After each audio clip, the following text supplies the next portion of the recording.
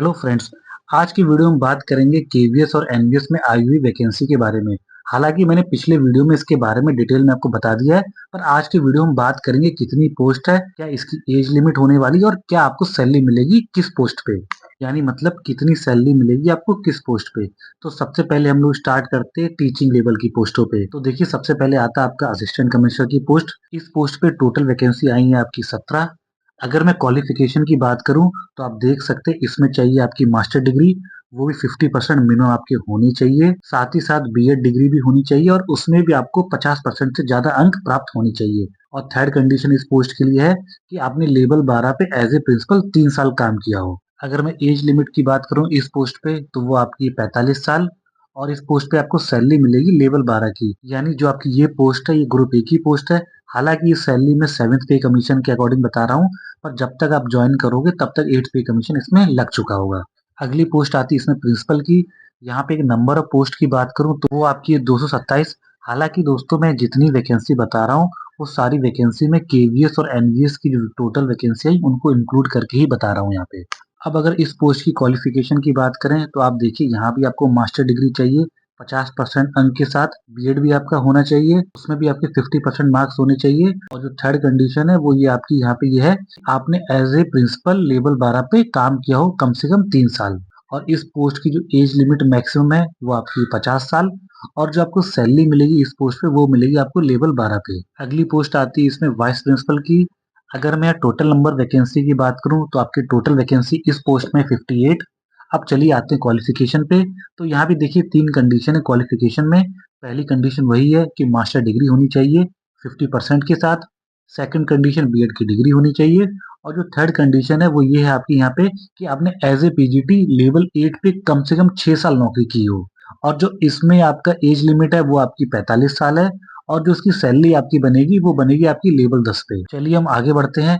अगली पोस्ट आपकी आती है पीजीटी की।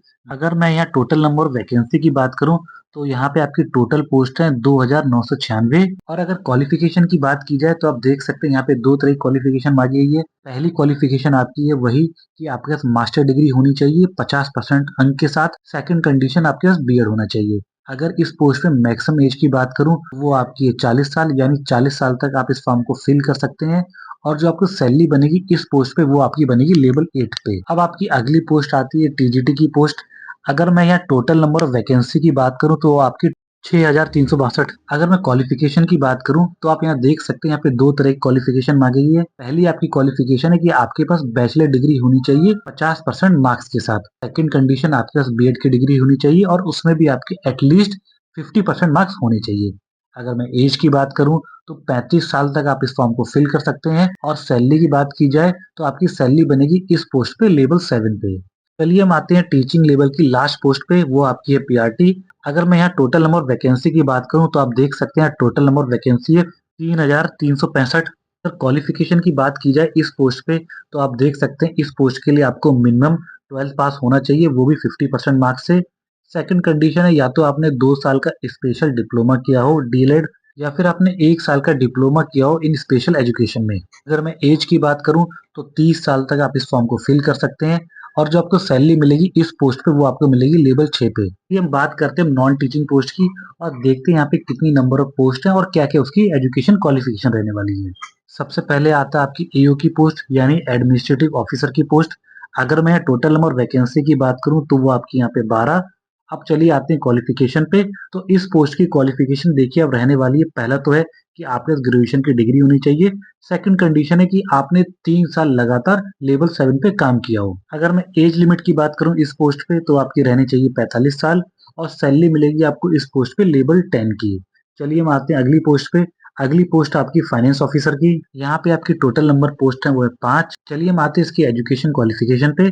तो आप यहाँ देखिए यहाँ पे दो तरह की क्वालिफिकेशन चाहिए। पहली चीज तो आपके पास बैचलर डिग्री होनी चाहिए कॉमर्स में, वो भी 50% मार्क्स के साथ। साथ ही साथ आपको 4 साल का एक्सपीरियंस होना चाहिए ऑडिट और अकाउंट वर्क का। अगला जो इसमें क्वालिफिकेशन मांगी गई है, या तो फिर आपके मास्टर डिग्री हो कॉमर्स में, वो भी 50% अंक के साथ। साथ ही साथ 4 साल का एक्सपीरियंस होना चाहिए आपको ऑडिट और अकाउंट वर्क का, यानी आपने लेवल 6 पे 4 साल काम किया हो। और जो भी आपकी वर्क प्रोफाइल रही होगी उस पोस्ट पे वो आपकी ऑडिट और अकाउंट वर्क से ही रिलेटेड होनी चाहिए। अगर मैं यहाँ एज लिमिट की बात करूँ तो वो आपकी रहने वाली है 35 साल और जो आपको सैलरी मिलेगी इस पोस्ट पे वो आपको मिलेगी लेवल 7 की। चलिए हम आते हैं अगली पोस्ट पे। अगली पोस्ट आपकी असिस्टेंट इंजीनियर की। यहाँ पे आपकी टोटल नंबर ऑफ पोस्ट है वो है 2। अगर मैं क्वालिफिकेशन की बात करूँ इस पोस्ट पे तो आप देख भी सकते हैं यहाँ पे चाहिए आपको बीटेक की डिग्री, वो भी सिविल और इलेक्ट्रिकल में। साथ ही साथ आपको एक्सपीरियंस होना चाहिए 2 साल का डिजाइन और इंजीनियरिंग में, वो भी किसी सरकारी इंस्टीट्यूट से। ऐसा नहीं आप किसी प्राइवेट इंस्टीट्यूट से डिग्री लेकर आ जाएं या एक्सपीरियंस लेकर आ जाएं और दिखा दें, वो यहाँ पे आपका वैलिड नहीं होगा। अगर मैं इस पोस्ट की एज लिमिट की बात करूँ तो वो आपकी रहने वाली है 35 साल और अगर मैं सैलरी की बात करूँ तो वो आपको इस पोस्ट पे मिलेगी लेवल 7 पे। अब चलिए आते हैं अपनी अगली पोस्ट पे। अगली पोस्ट आपकी असिस्टेंट सेक्शन ऑफिसर की। अगर मैं टोटल नंबर ऑफ पोस्ट की बात करूँ तो आपकी टोटल नंबर पोस्ट है 24 और अगर मैं क्वालिफिकेशन की बात करूँ इस पोस्ट पे तो आप देख सकते हैं यहाँ पे 2 तरह की क्वालिफिकेशन चाहिए। पहली चीज आपके पास होनी चाहिए बैचलर डिग्री और सेकंड चीज आपने लेवल 4 पे एटलीस्ट 3 साल काम किया हो। अगर मैं एज लिमिट की बात करूँ तो आपकी एज लिमिट होनी चाहिए 35 साल इस पोस्ट के लिए और आपको सैलरी मिलेगी इस पोस्ट पे लेवल 6 की। अब चलिए आते हैं अपनी अगली पोस्ट पे। आपकी अगली पोस्ट है जूनियर ट्रांसलेटर। अगर मैं यहाँ टोटल नंबर वैकेंसी की बात करूँ तो वो आपकी 8 है। अब चलिए आते हैं इसकी क्वालिफिकेशन पे। तो इसकी एजुकेशन जो क्वालिफिकेशन वो आपकी रहनी चाहिए, आपके पास मास्टर डिग्री होनी चाहिए, वो भी हिंदी में। साथ ही साथ इंग्लिश भी आपका उस डिग्री में कंपलसरी सब्जेक्ट होना चाहिए। अगर मैं एज लिमिट की बात करूँ इस पोस्ट पे तो आपकी रहनी चाहिए वो 30 साल और जो आपको सैलरी मिलेगी इस पोस्ट पे वो मिलेगी आपको लेवल 6 की। चलिए हम आगे बढ़ते हैं। जो हमारी अगली पोस्ट है वो आपकी रहने वाली है सीनियर सेक्रेटरी असिस्टेंट की। अगर मैं यहाँ टोटल नंबर वैकेंसी की बात करूँ तो आप देख सकते हैं यहाँ पे टोटल नंबर वैकेंसी है 280, यानी कि अच्छी खासी वैकेंसी है। अब चलिए बात करें इसकी एजुकेशन क्वालिफिकेशन की। तो आप देखिए यहाँ पे 2 तरह की क्वालिफिकेशन मांगी गई है। पहली चीज वही कि आपके पास बैचलर डिग्री होनी चाहिए और सेकंड क्वालिफिकेशन यहाँ पे आप देख सकते हैं कि आपने लेवल 2 पे मिनिमम 3 साल काम किया हो। अगर मैं इस पे एज की बात करूं इस पोस्ट के लिए तो आपकी एज लिमिट होनी चाहिए 30 साल और जो आपको सैलरी मिलेगी इस पोस्ट पे वो आपको मिलेगी लेवल 4 की। ये हम आते हैं अपनी अगली पोस्ट पे। जो हमारी अगली पोस्ट है वो आपकी स्टेनो ग्रेड 1। तो देखिए अब यहाँ total number of vacancy stenographer grade 1 में वो आपकी है 3। अगर मैं यहाँ पे क्वालिफिकेशन की बात करूँ इस पोस्ट के लिए तो आपको देखिए यहाँ पे आपके बैचलर डिग्री होनी चाहिए। सेकंड यहाँ पे आपकी शॉर्ट हैंड स्पीड मांगी गई है। अगर मैं स्पीड की बात करूँ तो आपकी रहनी चाहिए 100 वर्ड पर मिनट की स्पीड रहनी चाहिए और साथ ही साथ आपके 45 वर्ड पर मिनट की टाइपिंग स्पीड भी होनी चाहिए।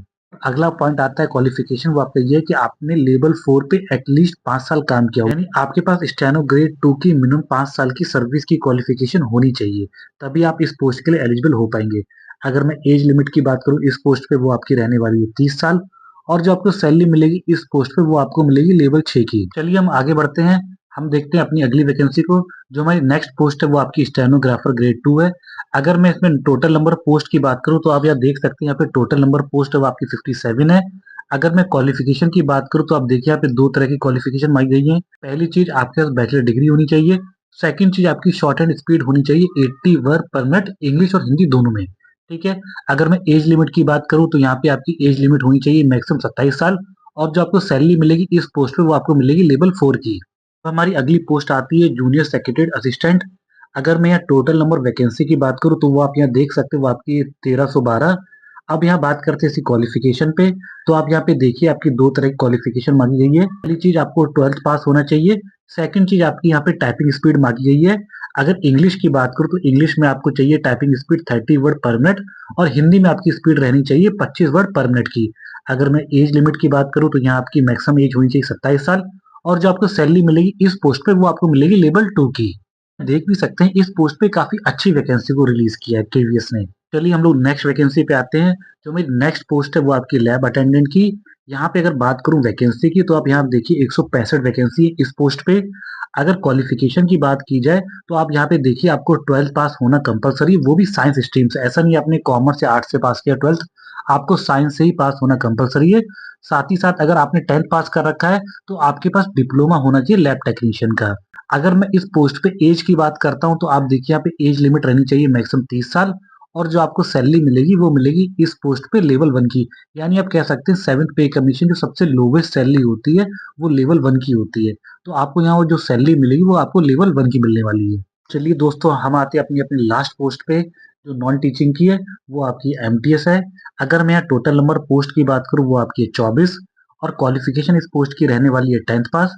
अगर मैं एज लिमिट की बात करूँ तो मैक्सिमम एज लिमिट रहनी चाहिए इस पोस्ट की, वो रहनी चाहिए 30 इयर्स, और जो आपको सैलरी मिलेगी वो भी आपको इस पोस्ट में मिलेगी लेवल 1 की। तो मैंने सारी पोस्टों को डिस्कस कर दिया है, टीचिंग, नॉन टीचिंग, मतलब कितनी पोस्ट है केवीएस और एनवीएस में और क्या-क्या उनकी क्वालिफिकेशन रहने वाली है।